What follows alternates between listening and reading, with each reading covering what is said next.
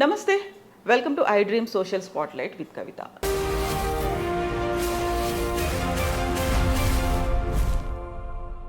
మనతో పాటుగా ఉన్నారు foundation for democratic reforms founder doctor Jayaprakash Narayana గారు. హలో సార్, నమస్తే. Good morning. నమస్తే కవిత. సార్, ఇప్పుడు దేశమే కాదు ప్రపంచమంతా మాట్లాడుకుంది, ఆసక్తిగా ఎదురు చూసింది అంబానీల ఇంట్లో జరిగినటువంటి పెళ్ళికి ముందు ప్రీ వెడ్డింగ్ సెరిమనీలు అనేవి 2-3 చోట్ల జరిగేసి ఒక అన్ని లక్షల కోట్లు ఖర్చు పెట్టారు. దాన్ని వేరే దానికి ఉపయోగించవచ్చు కదా, సమాజానికి ఉపయోగించవచ్చు, పేదల కోసం ఉపయోగించవచ్చు. ఓవరాల్గా ఈ మొత్తం తతంగాన్ని ఎలా చూస్తున్నారు సార్ మీరు? కవిత, నేను దాని గురించి ప్రస్తావన కూడా వచ్చాను. మనం దాని గురించి ఎక్కువ మాట్లాడి వాళ్ళని చాలా ఎక్కువ చేస్తున్నాం. ఎవరిష్టం వాళ్ళకి డబ్బులు ఉన్నాయి, వాళ్ళు పన్నులు కట్టారు, వాళ్ళు చేసుకున్నారు, దాన్ని వ్యాఖ్యానించాను. నేను కోరేది ఏంటంటే, మన సమాజంలో మనం అందరం కూడా శక్తికి మించి అప్పుల పాలవుతున్నాం పెళ్ళిళ్ళ ఖర్చుతో. వాళ్ళు చేసిన దాని గురించి మాట్లాడే అనవసరంగా మనం దానికి ప్రచారం ఇవ్వక్కర్లేదు. నా దృష్టిలో అది సిగ్గుచేటు. మన మీడియా కానీ ఇంకొకటి కానీ ఒక కుటుంబంలో జరిగే ప్రైవేట్ వ్యవహారం అనేది జాతీయ వార్తగా తీసుకొచ్చామంటే నేను గర్వపట్ల, నేను దానిలో ప్రచారంలో భాగం కాను. కానీ నాకు బాధ కలిగించేది ఏంటంటే, మధ్యతరగతి కుటుంబాలు సైతం 10 మంది ఏమనుకుంటారో, పొరుగు వాళ్ళు ఏమనుకుంటారో అని చెప్పని శక్తికి మించి పెళ్ళిళ్ళకి దుబారా ఖర్చులు చేసి అప్పులు పాలై కుటుంబాలు నాశనం చేసుకుంటున్నారు. పేద కుటుంబాలు సైతం, అంటే ఇళ్లలో పని మనుషులుగా చేసుకునేవాళ్ళు, తోపుల బళ్ళతో కూరగాయలు అమ్మేవాళ్ళు, వంట మనుషులుగా చేసుకునేవాళ్ళు పేద కుటుంబాలు కదా. ఆ కుటుంబాలు సైతం 4-5 లక్షలు ఖర్చు పెడుతున్నాయి పెళ్లి కోసం, అప్పు సప్పు చేసి. ఆ కుటుంబాలు 4-5 లక్షల రూపాయలంటే జీవిత పర్యంతం కూడా కూడబెట్టినా కూడా సరిపోదు. దిగువ మధ్యతరగతి కుటుంబం అయితే 10 లక్షలు ఖర్చు పెడుతుంది. కొంచెం మధ్యతరగతి అని చెప్పంటే 50 లక్షలు 70 లక్షలు ఖర్చు పెడుతున్నారు, అధిక భాగం అప్పు చేసి. జీవితం అంతా కూడబెడితే కూడా అంత డబ్బు మనం కూడబెట్టడం చాలా కష్టం. ఒక్కసారి అప్పు చేసి లేకపోతే ఒకసారి ఖర్చు పెట్టి డేలా పడిపోయి జీవితం అంతా మళ్ళీ దానికోసం బతకడం ఏం చేసి. ఇక డబ్బు ఉన్న వాళ్ళు కోట్లు ఖర్చు పెడతారు. నేను దాని గురించి మాట్లాడను, వాళ్ళ ఇష్టం అది. నా దృష్టిలో అది సరైనది కాదు. కానీ నేను ఎవరిని వాళ్ళకి చెప్పడానికి, వాళ్ళ జీవితం వాళ్ళ ఇష్టం. కానీ మనం ఎందుకు జీవితాలు నాశనం చేసుకోవాలి? ఆ డబ్బు మీ పిల్లలకే ఇచ్చుకోండి, ఆ దంపతులకే. మీరు బ్యాంకులో ఇవ్వండి, నాకు మీ దగ్గర ఒప్పుకుంటే ఎంత ఉంటే ఒప్పుకుంటే అంత. వాళ్ళ పేరుతో స్టాక్ కొనండి, లేకపోతే చిన్న ఇల్లు ఇంకోటి ఫ్లాట్ కొని పెట్టండి, లేకపోతే దానికి డౌన్ పేమెంట్ ఇవ్వండి. రేపొద్దున వాళ్ళు డబ్బులు పే చేసుకుని సొంత ఆస్తి పొందుతారు.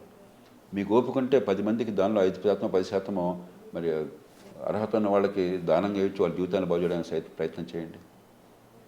అంతేగాని ఒక్కరోజు ఆర్భాటానికి ఎవరో చూస్తారని చెప్పని, ఎవరి కోసమో అని చెప్పని గొప్పలకి పోయి కుటుంబాలు బేదలు కాబోకండి. 10 మంది కోసం అని చెప్పని మీ కుటుంబాలు నాశనం చేసుకోబోకండి. ఈ మాట నేను ఊరికే చెప్పడంలా. నా వివాహం అట్లాగే జరిగింది. మాకు పెళ్ళిని గురించి నిర్ణయం కాగానే నేను మొట్టమొదటి పెట్టిన షరతు, ఆ పెళ్ళి పల్లెటూళ్ళలోనే జరగాలి, ఆడంబరం లేకుండా జరగాలి. నా వరకు గెస్టులు, అతిథులు 20-30 మంది వస్తారు, అంతేను, మీరు కూడా అంతే అని చెప్పాను. ఆ రకంగానే చేసుకున్నాం. అలాగే మా కుమారుడు కాబోయే కోడలు ఇద్దరు వచ్చి మేము పెళ్లి చేసుకుంటాం అంటే చాలా సంతోషం, మేము ఆశీర్వదిస్తున్నాం. ఒకటే షరతు, పెళ్ళి సింపుల్గా జరగాలని చెప్పాను. అదే రకంగా చేశాం. మా సొంత మేనమామని నేను పిలవాల, మా సొంత బాబాయిని పిలవాల, వద్దని కాదు. ఒక తరం దాటి అలా చేస్తుంటే దానికి అంతం లేదు, అలా విస్తరించిపోతుంది. ఆ పిల్లలు మా అన్నదమ్ములు, అక్క చెల్లెళ్ళు, మా దంపతులు ఇద్దరికి వాళ్ళ పిల్లలు, అది సమీప కుటుంబం. అంతకు మించిపోతే ఇక దీనికి అంతం లేదు. వేలు విడిచి అని చెప్పాను. మనం కొన్ని పద్ధతులను పాటించకపోతే, వృధా ఖర్చు అరికట్టకపోతే, ఒక పేద సమాజంలో జీవితం అంతా కూడబెట్టిన డబ్బు, మన దేశంలో అంతా పొదుపరితనం, పిల్లల కోసం ప్రాణమైన ఇస్తాం. మరి ఆ డబ్బంతా ఒక్కరోజు తగలేస్తే ఉపయోగం ఏంటి? పిల్లలకి ఏం లాభం? కాబట్టి ఈ మూర్ఖత్వం నుంచి బయటపడద్దు. ఇలాంటివి ఎవరో చేశారని దాన్ని ఆదర్శంగా అనుకోవద్దు. అది ఆదర్శం కాదు, చాలా పొరపాటు. మన వరకు పొరపాటు, వాళ్ళకేదో వాళ్ళ ఇష్టం, మనకు అనవసరం. అది ఎందుకంత ప్రెస్టీజ్ ఇష్యూ కింద తీసుకుంటున్నారు సార్? అంటే సాంప్రదాయం. ఏమనుకుంటారో 10 మంది చెప్పిన బెరుకు, ఒకళ్ళని చూసి ఒకళ్ళు ఒక ఆర్థిక క్రమశిక్షణ లేకపోవటం. ఇప్పుడు మన దేశంలో చైనాలో ఉదాహరణకు నేను విన్నాను, అక్కడ పెద్ద ఎత్తున బహుమతులు ఇవ్వాలట పెళ్ళికి. కనీసం మన దేశంలో అది ఆ సాంప్రదాయం చాలా వరకు తగ్గిపోయింది, బహుమతులు ఇవ్వట్లేదు. అక్కడ బాగా ఇవ్వాలట, భారీగా. ఇవ్వకపోతే గ్రామీణ ప్రాంతాల్లో పెళ్లికి బహుమతి ఇవ్వకపోతే చాలా అవమానమట ఆ పెళ్లికి వెళ్ళిన వాళ్ళకి. వాళ్ళకేమో పిల్లలు తగ్గిపోతున్నారు, కొంతమందికి పిల్లలు కూడా లేరు. కనీసం పిల్లలుంటే వాళ్ళ పిల్లలకి నేను బహుమానాలు ఇస్తే నా ఇంట్లో పెళ్ళికి వాడు బహుమానాలు ఇస్తాను. వేస్తే బహుమానాలు చాలా వరకు డబ్బు ఖర్చు కానీ పెద్ద పనికి రావు.